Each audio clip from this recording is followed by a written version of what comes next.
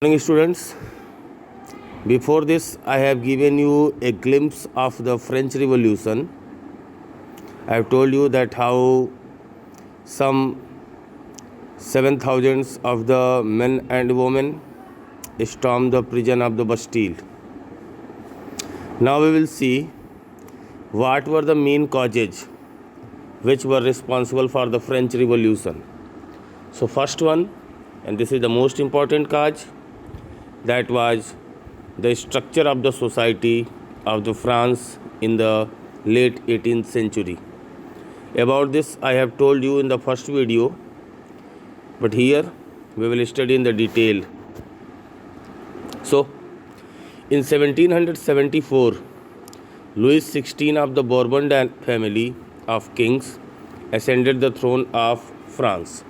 So in 1774, Louis XVI became the new king, and this Louis XVI was belonging from the Bourbon family. You can say dynasty. As you have studied in our country India, a lot of dynasties were there: Rajput, Sisodiya, Chalukya, Cholas, etc. Like that in the France, this was also a dynasty, that was the Bourbon. So he was 20 years old and married to the Austrian princess Marie Antoinette. When Louis XVI ascended on the throne, his age was 20 years. And at that time, he was married with the Austrian princess. The name of that princess was Marie Antoinette. Upon his accession, the new king found an empty treasury. So when Louis XVI became the king, he saw that there was no money in the treasury. Why? Here, long years of war had drained the financial resources of France. And why treasury was empty?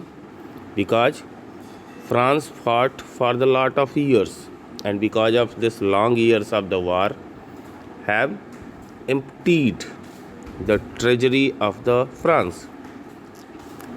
Added to this was the cost of maintaining an extravagant court at the immense palace of Versailles. Besides that, one reason was the war for the draining of the treasury. Another, there was the requirement of the huge money for maintaining the immense palace of the Versailles, or for maintaining the court of the palace Versailles. Under Louis XVI, France helped the 13 American colonies to gain their independence from the common enemy Britain. Besides this, under the leadership of Louis XVI only, France helped 13 colonies of America to get the independence. And from whom these 13 colonies of the America got the independence? That was the Britain. The war added more than a billion livres to a debt that had already risen to more than 2 billion livres. Now this leverage, this is the currency of the France. So in the war, king had to take debt, and that was 1 billion livres. And this debt which was taken by the king, that was taken on the behalf of the interest. So slowly, with the interest, this amount became double. That became 2 billion livres. Lenders who gave the state credit now began to charge 10% interest on loans. The people are the lenders who gave the money to the state. They started to charge an interest of the 10%. So the French government was obliged to spend an increasing percentage of its budget on interest payments alone. And because of it, the French government had to pay a large amount of its budget, or a large percent of its budget, to the repayment of the loan. To meet its regular expenses, such as the cost of maintaining an army, the court, running government offices or universities, the state was forced to increase taxes. Now, to get to get money for the regular expenses, beside that, to maintain the army, to maintain the court, running the government offices, universities, for these all there was the requirement of the huge amount of money. And now government have only one choice, what? To increase the taxes. Yet even this measure would not have sufficient. Yet this measure means this practice to increase the tax was not sufficient. Why? Here, French society in the 18th century was divided into three states. The only members of the third states paid taxes. I have already told you that during the 18th century, the society of the France was divided into the three states. That was the clergy, nobility, and the third state. Here it is given. And an interesting fact is this, that members of the first and second state were not paying any type of taxes. Only members of the third state were paying the taxes. Now, the society of states was part of the feudal system that dated back to the Middle Age. We can see that the structure of the society of the France was like the feudal system. Yes, in our country, Jamidari was there, Ijradari was there. Like that, Jamidari and Ijradari in the European societies, feudal system was there. We can say feudalism. It was sometime also visible in India. So, because of this feudal system, the structure of society was like this. Now, the term old regime is usually used to describe the society and institution of France before 1789. This is a very important short question. Old regime. So what was old regime?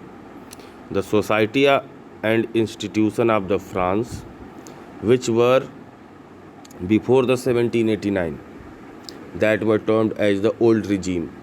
And what was 1789, or what is the importance of this date 1789? Yes, this is the year 1789 when French Revolution took place. Now, figure 2 shows how the system of states in French society was organized. In figure 2 we can see that how society of the France was. We have already seen this. Now, peasants made up about 90% of the population. In the whole 100% of the population, 90% population was of the peasants, means farmers. However, only a small number of them owned the land they cultivated. But yet they were 90% in the number. But only few were there, or very small percentage of them were owning the land which were cultivated by them, or we can say only few were there among 90% of the peasants who were having their own land for the cultivation. About 60% of the land was owned by nobles, the church, and other richer members of the third state. So see here, approximately 60% of the land of the whole France was under the control of the noble, church, as well as some richer member of the third state.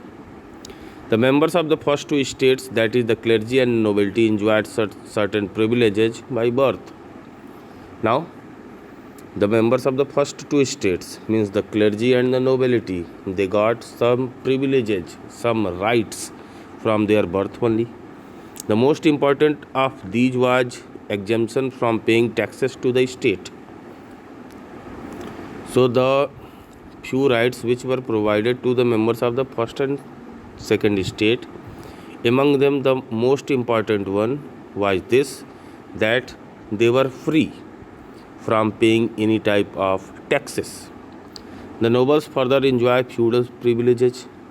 Beside this, nobles were also enjoying some feudal privileges. These included feudal dues, which they extracted from the peasants. And in that feudal privileges, that was the feudal due, means we can say tax, which they were also taking from the peasants. Peasants were obliged to render services to the lord, to work in his house and field, to serve in the army, or to participate in building roads. Now, peasants had to also work for the lord. Yes, that feudal lord only, nobles.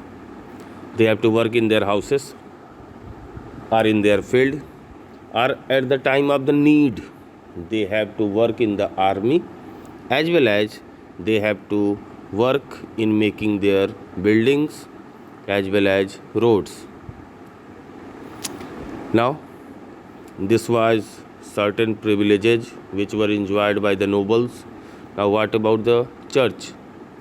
The church too extracted its shares of taxes called tithes from the peasants, and finally all members of the third estate had to pay taxes to the state.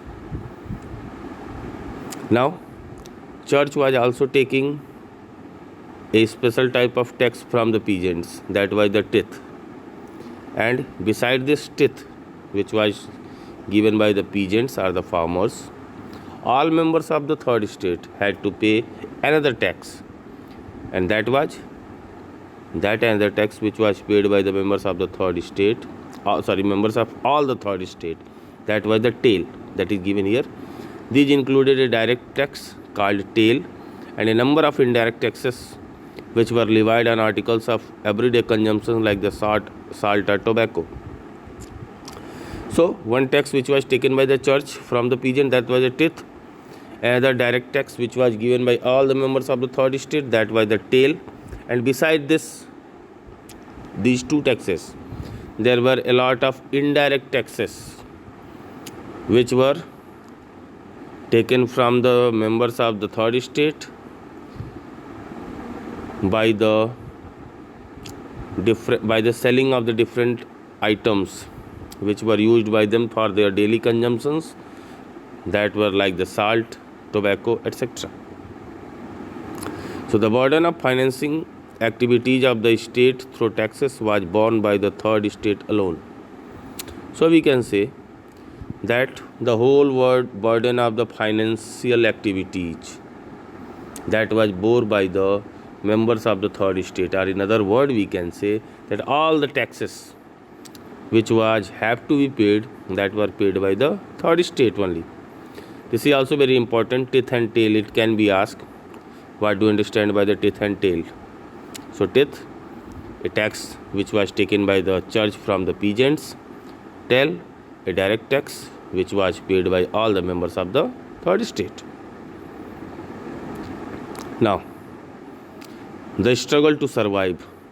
But before going to that, see here, and a picture is given, and this picture is anonymous. Anonymous means the who painted this, it is not known. In it, it is showing a feudal lord is seated arrogantly, a peasant is there which is giving some offering to the feudal lord. And see, what is the title of this paint? The spider and the fly. Means here we can say that noble is the spider and this peasant is the fly. That fly has trapped in the web of the spider. Now it can't get rid of it. So, the struggle to survive. This was also a cause, and it is known as subsistence crisis. How? Here. The population of France rose from about 23 million in 1715 to 28 million in 1789. So, there was a rapid growth in the population of the France. How? In 1715, the population was 23 million only.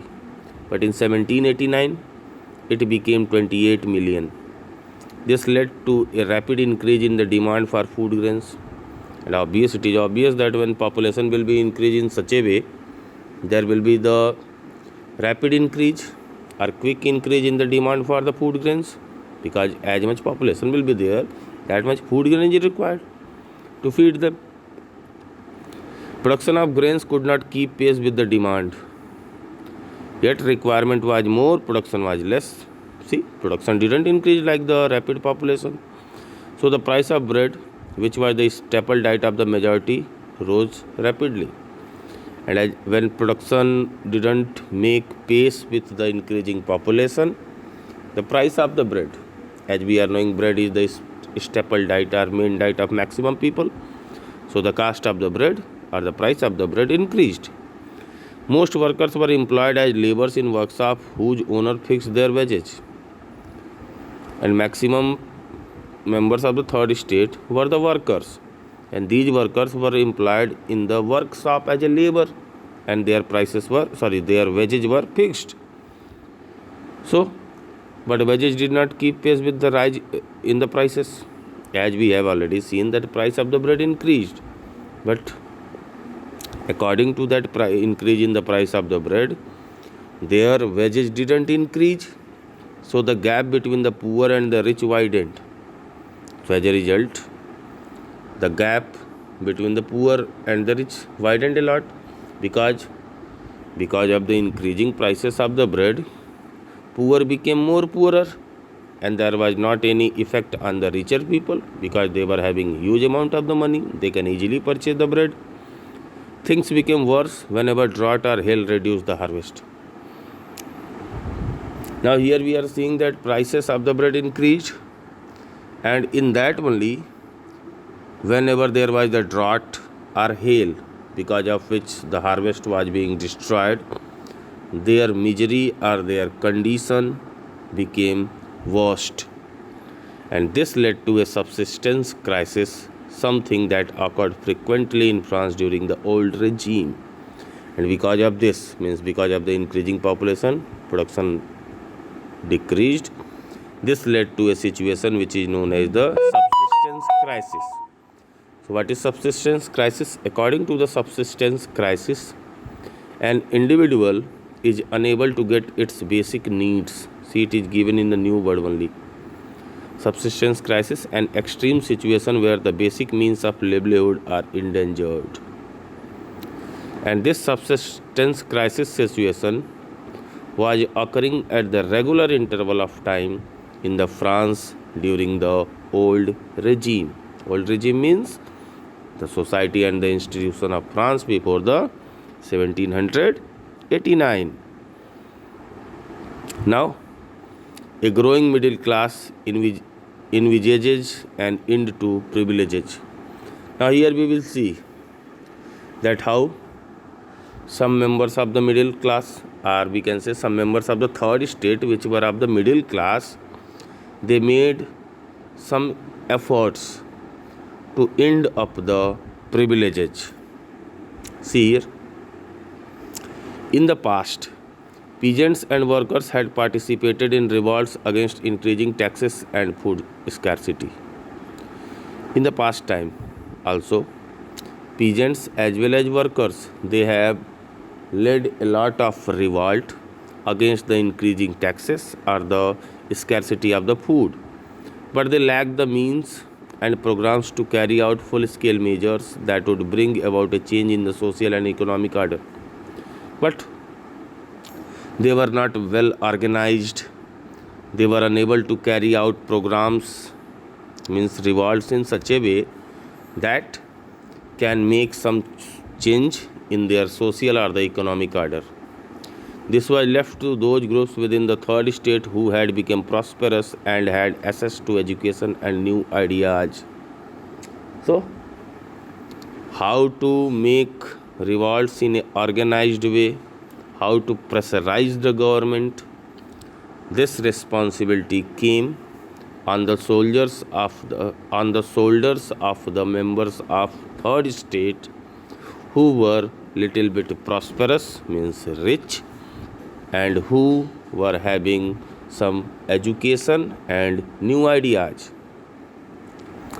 The 18th century witnessed the emergence of social groups termed the middle class, who earned their wealth through an expanding overseas trade and from the manufacture of goods such as woolen and silk textiles that were either exported or bought by the richer members of society. So, in the 18th century, there was the emergence of a special type of social group in the third state, which were regarded as the middle class. And these members of the middle class got wealth or became rich by overseas trade or by the manufacturing of goods like the woolen and the silk clothes, which were either exported to the other countries or were purchased by the richer member of the society.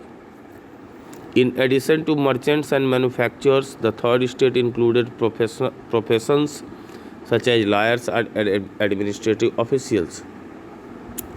So there were few who were having rich, and beside this, in the third state only, there were some special type of professional peoples like the lawyer as well as the administrative officials. All of these were educated and believed that no group in society should be privileged by birth. So these lawyers, administrative officials, they were educated, and it was their belief that any group which is living in the society that should not get any type of privilege, means any type of right from the birth only. Rather, a person's social position must depend on his merit. They demanded that what should be the position of an individual in the society, that should not be depend on his birth, that should be depend on his merit, on his ability, means how much able you are. According to that, you will get place in the society. These ideas, envisaging a society based on freedom and equal laws and opportunities for all, were put forward by philosophers such as John Locke and Jean-Jacques Rousseau. So, these ideas, what were that ideas? That a society which should be based on the freedom and the equal laws, and in that society there should be the opportunities for all, were put forward or were discussed by some philosophers also. And among that philosophers, few were the important one, which were the John Locke and the Jean-Jacques Rousseau. Now, in his two treatises of government, Locke sought to refute the doctrine of the divine and absolute rights to the monarch. Now, John Locke wrote a book. The name of that book was Two Treatises of Government. In that, he totally opposed the divine as well as the absolute right of the monarch. Absolute right means full right of the king. Rousseau carried the idea forward, proposing a form of government based on a social contract between people and their representatives. Rousseau gave a new idea, that was, in that idea, he said that there should be a form of the government which should be based on the social contract, means there should be some contract between the people and their representative, or indirectly he told that people should elect their representative which can take decision on their behalf. In the spirit of the laws, Montesquieu proposed a division of power within the government between the legislative, executive and the judiciary. One more philosopher was there, that was Montesquieu.